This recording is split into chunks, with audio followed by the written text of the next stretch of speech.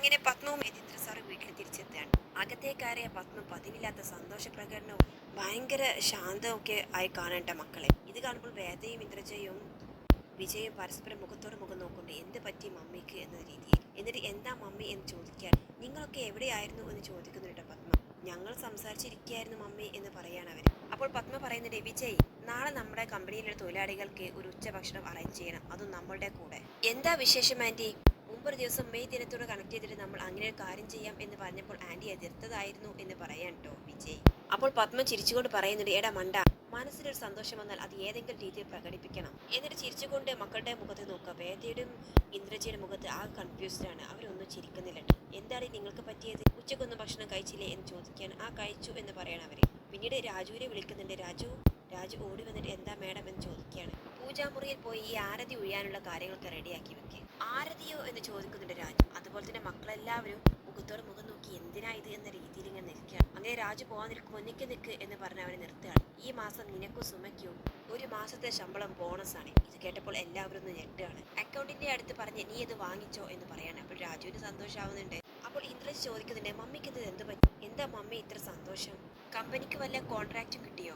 അതോ മമ്മിക്ക് വല്ല ബിസിനസ് അവാർഡും കിട്ടിയോ? ഇതൊക്കെ കേട്ട് പത്മ ചിരിച്ചുകൊണ്ട് നിൽക്കുകയാണ്. എന്നിട്ട് പറയുന്നുണ്ട്, അയ്യോ രണ്ടുമല്ല, എന്റെ ആഘോഷത്തിന്റെ കാര്യം എന്താണെന്ന് നീ അച്ഛനോട് ചോദിക്കുക എന്ന് പറയാൻ. അപ്പോൾ മക്കൾ അച്ഛന്റെ മുഖത്തേക്ക് നോക്കുന്നുണ്ട്. അദ്ദേഹം ആകട്ടെ നല്ല സീരിയസ് ആയിട്ട് തന്നെ നിൽക്കുകയാണ്. വിജയ് ചോദിക്കുന്നുണ്ട്, അങ്കിൾ എന്താണ് സംഭവം? അപ്പോൾ യതീന്ദ്ര സർ പറയുന്നുണ്ട്, ആഘോഷിക്കാൻ മാത്രം ഒന്നും സംഭവിച്ചിട്ടില്ല, അരുതാത്തത് ചിലത് നടന്നിരിക്കുന്നു എന്ന് പറയേണ്ട അദ്ദേഹം. അപ്പോഴും ആർക്കും ഒന്നും മനസ്സിലാകുന്നില്ല. അവസാനം പത്മം തന്നെ പറയാണ്, എങ്കിലേ കാര്യം ഞാൻ തന്നെ പറയാം. സൂര്യയുടെ ഭാര്യയായിട്ട് ഇവിടെ ഒരു വേലക്കാരി വന്നു. ഉത്സവാഘോഷത്തിന് വേണ്ടി സ്വന്തം നാട്ടിലേക്ക് പോയ വേലക്കാരി ഇനി ഒരിക്കലും ഇവിടേക്ക് തിരിച്ചു വരില്ല എന്ന് പറഞ്ഞ് പൊട്ടിച്ചിരിക്കാൻ ട്ടോ. ഇത് കേട്ട് നിൽക്കുന്ന രാജുവും എല്ലാവരും ഒന്ന് ഷോക്കാവുകയാണ്. അപ്പോഴും ആർക്കും ഒന്നും പിടികിട്ടിട്ടില്ല. അല്ല മമ്മി എന്താ അങ്ങനെ പറഞ്ഞതെന്ന് ചോദിക്കാൻ വേദ. എടി, അവൾ ഇനി പോകുന്നത് ജയിലിലോട്ടാണ്. എന്ത് ജയിലിലേട്ടോ എന്ന് എല്ലാവരും ഒരേ സ്വരത്തിൽ പറയാൻ. എന്താ നിങ്ങളൊക്കെ ഞെട്ടിയില്ലേ?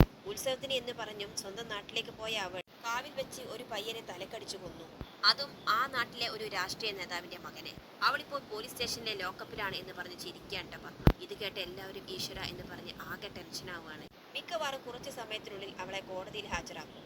അവിടെ നിന്ന് ജയിലിലേക്ക് കൊണ്ടുപോകും. എല്ലാം കേട്ട ശേഷം ഇന്ദ്രൻ ചോദിക്കുന്നുണ്ട്, ഡാഡി, മമ്മി പറയുന്നതൊക്കെ സത്യമാണോ? സത്യമാണ് എന്ന് തന്നെ പറയേണ്ട അദ്ദേഹം. അപ്പോൾ ചിരിച്ചുകൊണ്ട് പത്മ പറയുന്നത്, എന്താണ് ഇത്ര സന്തോഷത്തിലെന്നുള്ള കാര്യം നിങ്ങൾക്ക് മനസ്സിലായല്ലോ. എന്തുകൊണ്ടാണ് ഞാൻ ആഘോഷിക്കണമെന്ന് പറഞ്ഞതും മനസ്സിലായല്ലോ.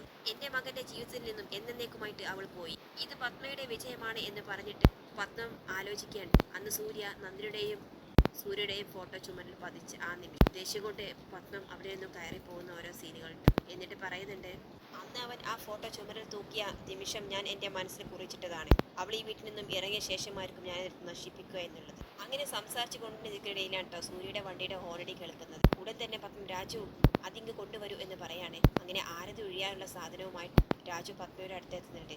അത് കത്തിച്ചതിന് ശേഷം പത്മ പോകാൻ നിൽക്കുമ്പോൾ യതീന്ദ്ര സർ പറയുന്നുണ്ട്, പത്മ അവൻ ആകെ അസ്വസ്ഥനായിട്ടാണ് തിരിച്ചെത്തിയിരിക്കുന്നത്. അവനോട് നീ കൂടുതൽ പരീക്ഷണത്തിന് വേണ്ടി നിൽക്കണ്ട എന്ന് പറയാണ്. അപ്പോൾ പത്മ പറയുന്നത്, ഒരുപാട് പരീക്ഷകൾക്ക് മുന്നിൽ ഞാൻ നിന്നതാണല്ലോ, ഇന്നൊരു ദിവസം അവനും നിൽക്കാം എന്ന് പറഞ്ഞിട്ട് ആ ആരതിയും കത്തിച്ചിട്ട് മുന്നോട്ട് ഇറങ്ങി ചെല്ലുന്നുണ്ടോ. സൂര്യ ആട്ടെ വളരെ ടെൻഷനോട് കൂടി കാറിൽ നിന്നും ഇറങ്ങി അമ്മയുടെ മുന്നിലെത്തി നിൽക്കുകയാണ്. ആ സമയത്ത് പത്മ ചിരിക്കുകട്ടോ. എന്നിട്ട് പറയുന്നുണ്ട്, ഇന്ന് നിന്നെ മനസ്സറിഞ്ഞ് അമ്മ സ്വീകരിക്കുകയാണ്. ഇനി ഈ അമ്മക്ക് നിന്നോട് യാതൊരു വൈരാഗ്യവും ഉണ്ടാകില്ല.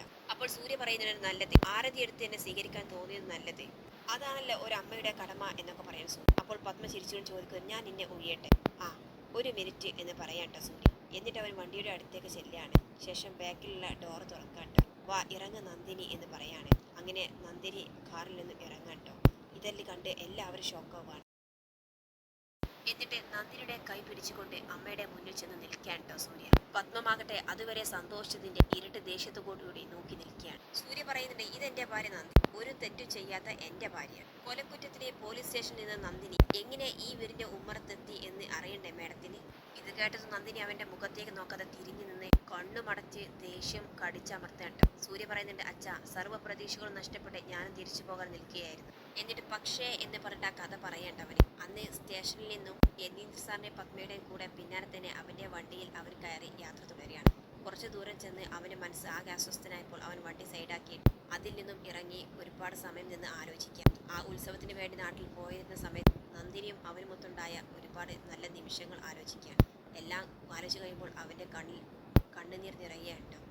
അങ്ങനെ അവൻ പതിയെ ആ ഫോൺ എടുത്തിട്ട് അന്ന് ഫോണിൽ പകർത്തിയ ആ വീഡിയോസ് എല്ലാം ചുമ്മാ ഒന്ന് നോക്കുകയാണ്.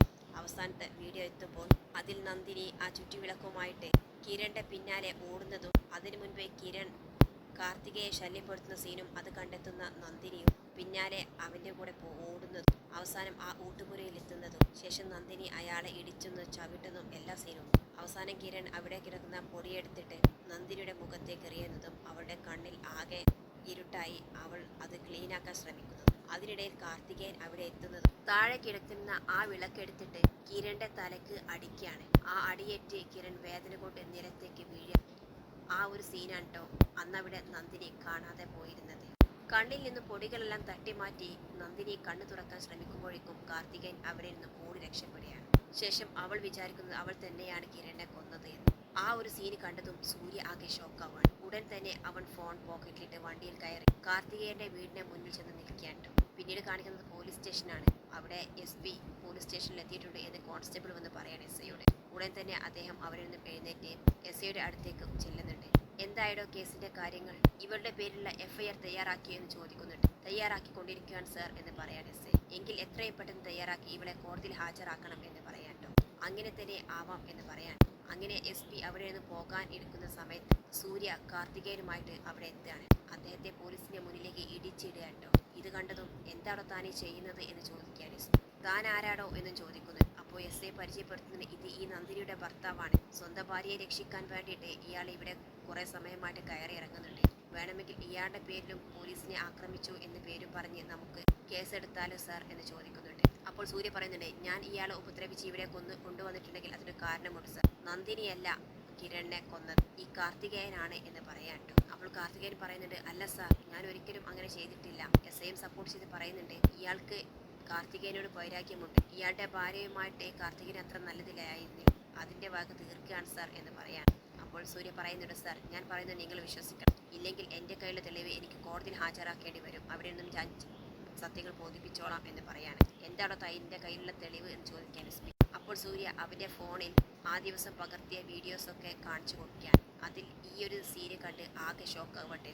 അതേസമയം SIയോ കാർത്തികേയനോ ഇതൊന്നും അറിയുന്നുണ്ടായിരുന്നില്ല. എല്ലാം കണ്ടു കഴിയുമ്പോൾ SP പറയുന്നുണ്ട്, ഇയാളല്ലടോ കുറ്റക്കാരി, ഇവനാണ്, ഇവനെ പിടിച്ച് അറസ്റ്റ് ചെയ്യ് എന്ന് പറയാം. അത് കേട്ടതും കാർത്തികേയനും SIയും ഷോക്കാവാണ്ട്. അപ്പോൾ SI പറയുന്നുണ്ട്, അതെ, ഈ കാർത്തികേയനാണ് അയാളെ തലകടിച്ചു കൊന്നത്. ഇയാളുടെ മേൽ എത്രയും പെട്ടെന്ന് നടപടികൾ എടുക്കണം എന്ന് പറയാൻ. FIR തയ്യാറാക്കൂ എന്ന് പറയുന്നുണ്ട്. സർ, ഇയാൾ വെറുതെ പറയാണ്, അതാണ് ഇതാണ് എന്നൊക്കെ പറഞ്ഞ് SI ന്യായീകരിക്കാൻ ശ്രമിക്കുന്നുണ്ട്. അല്ലടോ, ഈ തെളിവുകളിൽ മറ്റൊന്നും കൂടുതലില്ലല്ലോ എന്ന് പറയാം.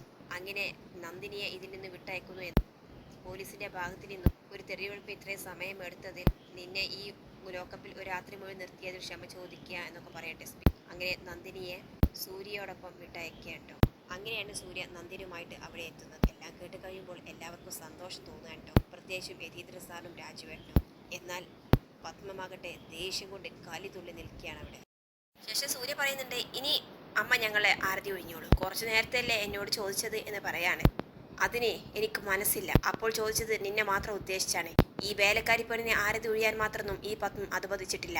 അപ്പോൾ സൂര്യ പറയുന്നുണ്ട്, എങ്കിൽ നിർബന്ധമില്ല, ആ ആരതി തട്ട് ഇങ്ങ് തന്നേക്ക് എന്ന് പറഞ്ഞ് അത് പത്മയുടെ കയ്യിൽ നിന്ന് വാങ്ങാണ്. എന്നിട്ട് നന്ദിനിയെ നന്നായിട്ട് ആരതി ഒഴിയാണ് കേട്ടോ. ശേഷം അവളുടെ നെറുകയിൽ ഒരു പൊട്ടും തൊട്ട് കൊടുക്കുകയാണ്.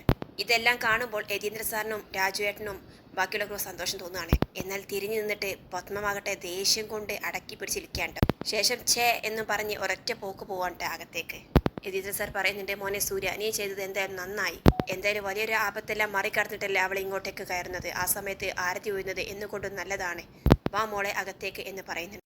സൂര്യ പറയുന്നുണ്ട്, അച്ഛനോട് ഞാൻ നേരത്തെ പറഞ്ഞില്ലേ, അന്ന് പോലീസ് സ്റ്റേഷനിൽ വെച്ച് നന്ദിനിയെ അമ്മ അപമാനിച്ച സമയത്ത് അമ്മ കാണിച്ച ഈ ഓരോ ഷോക്കും അതിൻ്റെ 1000 മടങ്ങ് ഞാൻ മറുപടി ചോദിക്കും. അതിനുള്ള അവസരം എനിക്ക് വരുമെന്ന് അച്ഛൻ എണ്ണിക്കോ. ഇവിടെ തുടങ്ങിയിരിക്കുകയാണ് അമ്മയുടെ ഓരോ അടിക്കുമുള്ള തിരിച്ചടിയും എന്ന് പറയാൻ കേട്ടോ.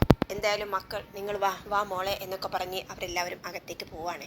എന്നാൽ അകത്തേക്ക് കയറി ചെന്ന പത്മമാട്ടെ ദേഷ്യം കൊണ്ട് മുറിയിലുള്ള സാധനം ഇങ്ങനെ വലിച്ച് താഴേക്കിടുകയാണ് കേട്ടോ. ബെഡ്ഷീറ്റൊക്കെ വലിച്ചിടുന്നുണ്ട്, ടേബിളിലെ ഫ്ലവർ വൈസ്, അങ്ങനെ എല്ലാ സംഭവങ്ങളും ദേഷ്യം കൊണ്ട് അവർ വലിച്ചിടുകയാണ്. എന്നിട്ട് ഒരു ഭ്രാന്തിയെ പോലെ ഹാ എന്നും പറഞ്ഞ് നിൽക്കുകയാണ് കേട്ടോ.